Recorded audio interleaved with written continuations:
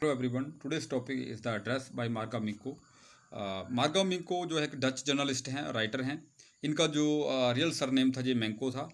Keyword, सबसे पहले हम इसके कीवर्ड लेंगे। पॉइगनेंट होता है टचिंग, मार्मिक रिजॉल्व्स होता है डिटरमाइंस, किसी चीज़ का फैसला कर लेना, निर्णय करना। रेप्रोविंगली स्कोल्डिंग, डांटना। इंडियर होता है सफ़र, सहन करना, समथिंग पेनफुल और डिफिकल्ट। मस्टी होता है बदबूदार, बैड या अनप्लेजेंट। फेंसिड होता है डिजायर्ड, किसी चीज़ की इच्छा करना। इरेंड होता है वर्क, और मग का मीनिंग होता है स्मेल ऑफ डैम्पनेस, सीलन की जो बदबू होती है। कन्फ्रंटेड होता है फेस्ड, किसी चीज़ का सामना करना। This is a story of a daughter who goes in search of her mother's belonging after the war in Holland. ये जो स्टोरी है एक लड़की के बारे में है जो अपनी माँ के सामान की तलाश में जाती है लड़ाई के बाद, वर्ल्ड वार सेकंड के बाद, हॉलैंड के अंदर। During the world war second, Germans specially the Nazis and Hitler attacked Holland. World war second के दौरान जो जर्मन थे, जिनमें से नाजीज और हिटलर थे, इन्होंने हॉलैंड के ऊपर आक्रमण किया। और जो हॉलैंड के अंदर मुख्य रूप से वहाँ पे ज्यूश 90% लोग जो थे वो ज्यूश थे, यहूदी थे। So many people specially Jews had to leave the country due to fear of Nazis. तो बहुत सारे जो लोग थे जिनमें मुख्य तौर पर यहूदी थे, उनको अपना देश छोड़ना पड़ा नाजीज लोगों के डर के कारण। Similarly the narrator and her mother Mrs S had to leave their home. क्योंकि ये भी यहूदी थे तो नरेटर और उसकी माँ को भी अपना घर छोड़ना पड़ा। They left their all things with Mrs Dorling who was an acquaintance of narrator's mother. उन्होंने अपना जो सारा सामान है वहाँ पे एक मिसिस डोरलिंग थी जो यहूदी नहीं थी, उसके पास छोड़ दिया, जो नरेटर की मदर की पुरानी परिचित थी। ऐसा था कि जब लड़ाई वहाँ पे लगी तो जो है मिसिस डोरलिंग जो है नरेटर की मदर को मिलती है, वो अपने पुराने जो कॉन्टैक्ट होता है, परिचय, उसको याद दिलाती है। तो उसने नरेटर की मदर मिसिस एस को जो है विश्वास दिलाया कि आप जो है अपने घर का सारा सामान मेरे पास सौंप दो, मैं इसको सुरक्षित रखूंगी, नहीं तो लड़ाई में आपके पास कुछ नहीं बचेगा और आपको तो वैसे भी जहाँ से जाना पड़ेगा। तो उसने बोला था कि आप बाद में इसको वापस ले सकते हैं। तो the war came an end, जो वार है ख़त्म हो गई। Mrs S was no more, अब मिसिज एस भी जो इस दुनिया में नहीं थी। The narrator desire to be get and see their belongings, जो नरेटर की इच्छा हुई इन चीज़ों को प्राप्त करने की और देखने की। शी टुक द ट्रेन, उसने एक स्पेशल ट्रेन ली। And reached at the address Marconi street house number 46। ये एड्रेस उसकी मदर ने बताया था, इस एड्रेस पे वहाँ पे वो पहुँच जाती है। तो यहाँ पे देखिए ये एक दरवाज़ा है, जो अंदर लेडीज़ है वो इस तरह से पूरा दरवाज़ा नहीं खोलती है, थोड़ा सा दरवाज़ा खोलती है। तो यहाँ पे डोर बताया गया है, जहाँ मान लो जहाँ पे दो पिक्स है, जहाँ इस तरह से वो दरवाजे के अंदर खड़ी थी, लेकिन उसने पूरा दरवाज़ा नहीं खोला। जहाँ पे दो पिक्स के माध्यम से दिखाने की कोशिश की गई है, ये ओनली सिम्बॉलिक पिक्स हैं, रियल नहीं हैं।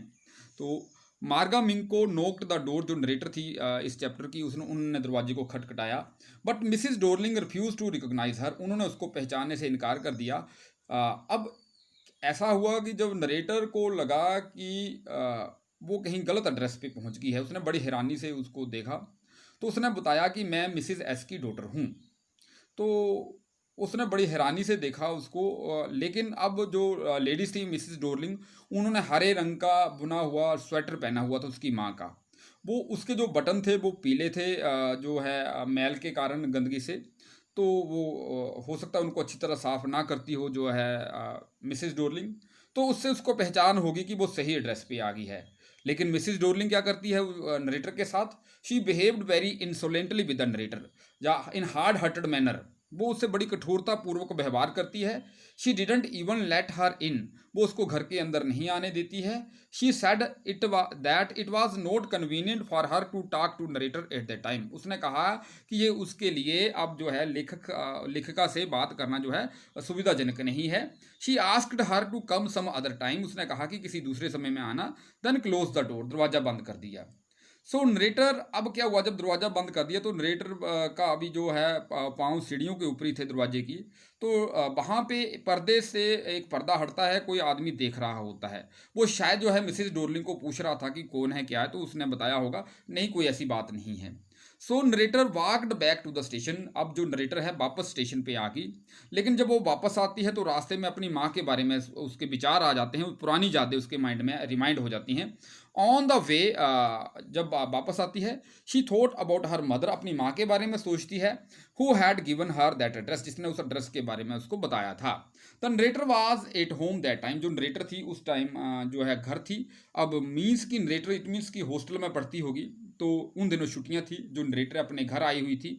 तो नरेटर ने क्या किया कि कमरे के अंदर जो है बहुत सारे बदलाव महसूस किए। उसने अपनी माँ को पूछा कि मदर, ऐसा लगता है कि कुछ जो चीज़ें हैं जहाँ से मिसिंग है। तो नरेटर की मदर ने बताया कि बेटा, जहाँ पे जो हमारी चीज़ें सुरक्षित नहीं हैं, तो जहाँ पे एक मिसिस डोरलिंग आती हैं, तो मैं वो एक थोड़ा जब भी कभी आती हैं तो कुछ कुछ सामान अपने साथ ले जाती हैं। हाँ, उनका मानना है कि मिसिस डोरलिंग इस सामान को सुरक्षित रखेंगी। लेकिन नरेटर जहाँ पे अपनी मदर को पूछती है कि क्या उन्होंने बोला है इस सामान को वो संभाल के रखेंगी और हमें वापस कर देंगी, तो मिसिस एस कहती है कि अगर मैं उनसे ये बात पूछूं तो ये उनका अपमान होगा। वो देखो कितना रिस्क उठा रही हैं लड़ाई के दौरान, जो हैं वो जहाँ से हमारे घर से सामान ले जा रही हैं सुरक्षित रखने के लिए, लेकिन उनको उनकी जान का खतरा है, तो मैं ऐसा पूछने का साहस नहीं कर सकती। उसके बाद नरेटर और नरेटर की मदर के बारे में इस बात के ऊपर कोई चर्चा नहीं हुई।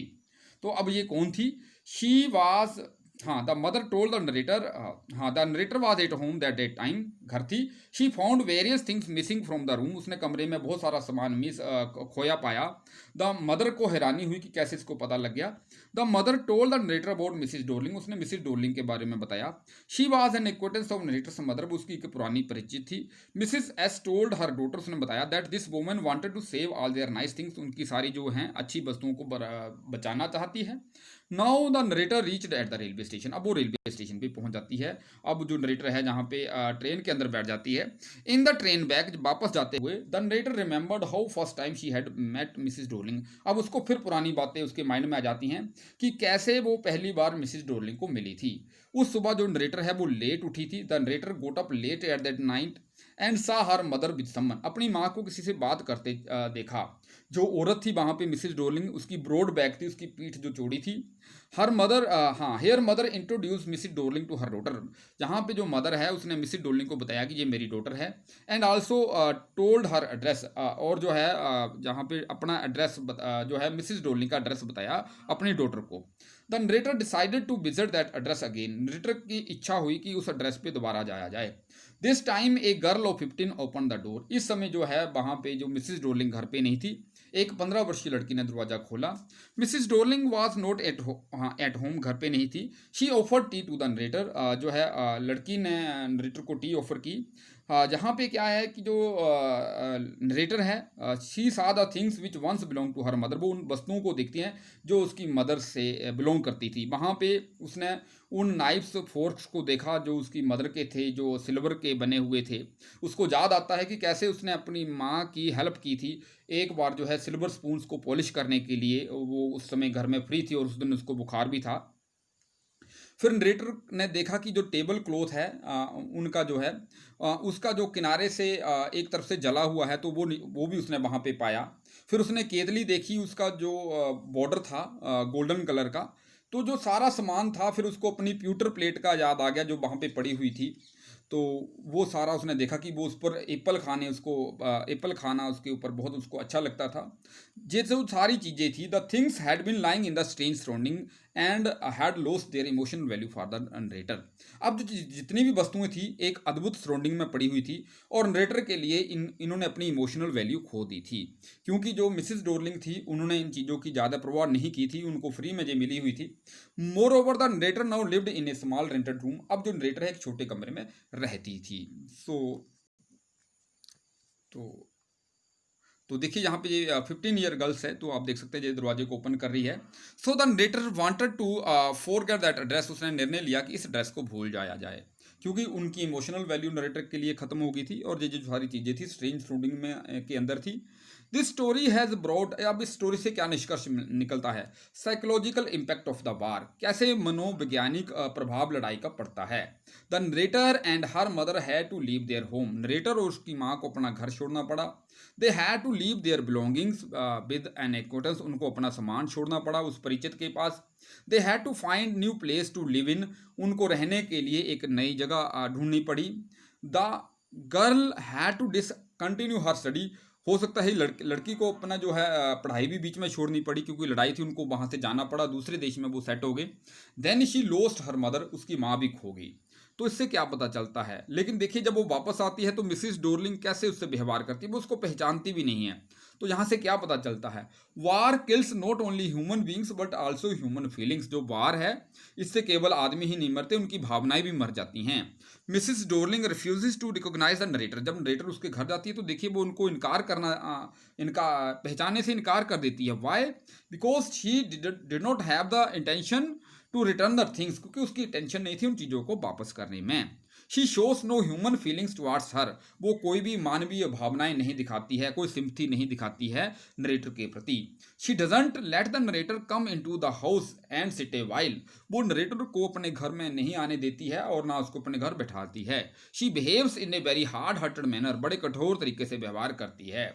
Thus we see that the war leaves the world desolate not only on the physical level। हम देखते हैं कि जो वार है इस संसार को वीरान नहीं करती है केवल भौतिकी लेवल पर, but also on the emotional and spiritual level.